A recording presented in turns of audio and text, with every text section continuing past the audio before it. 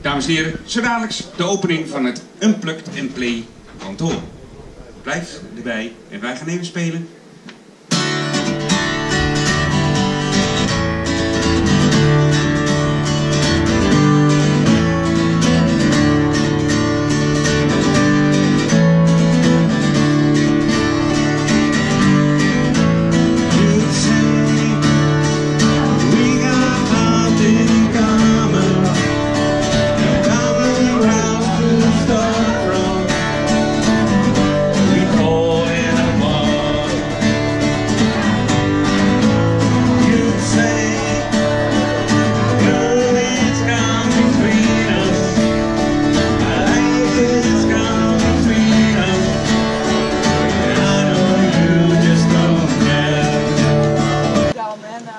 Wat kan er veel gebeuren in 2,5 jaar?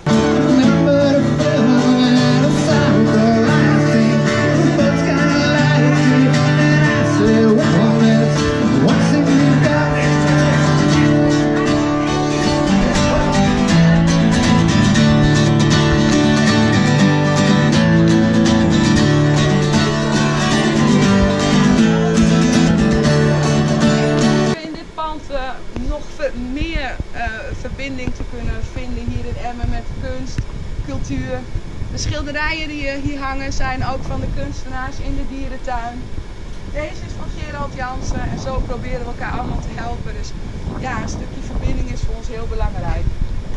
Netwerk, muzikanten, iedereen die ons een warm hart toedraagt. Echt hartstikke bedankt voor alles. Sorry. Ik geef gewoon het woord aan Jesse nu.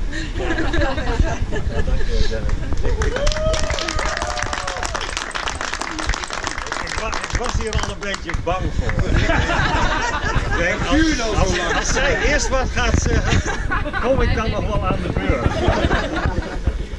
Ja, want, nou ja, ik wil nog even een beetje terugkijken op de afgelopen jaar. Hè, want ja, het is net of wij elkaar al heel lang kennen en dat is eigenlijk helemaal niet zo. Want nou, je zwemt met mijn vrouw Simone, dus dat is even de connectie. Maar de eerste keer dat ik eigenlijk jou voor me heb gezien was toen met het gebeuren van de Clinic Clowns in de Grote Kerk.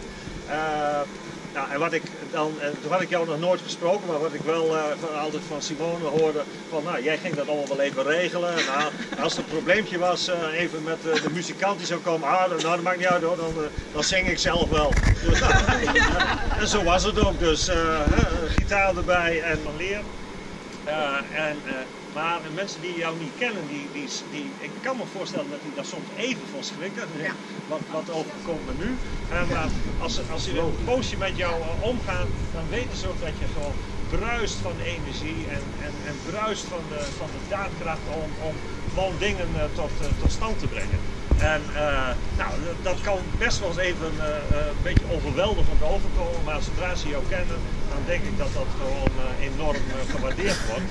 En volgens mij gaan wij ook straks een of andere handeling doen, waarvan ik zelf ook vind dat dat heel erg bij jou past.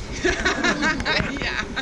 Ik kan wel zeggen, het bruist, je bruist van energie en elke keer kom je weer met nieuwe ideeën en ongelooflijk. Maar ook tegelijkertijd heb je wel een hele zakelijke inslag. Het is niet gebaseerd op lust, het is ook niet gebaseerd op subsidies bij de gemeente Emmen. Want jij roept van iedereen moet zonder subsidie. Nou, eigenlijk wel. dat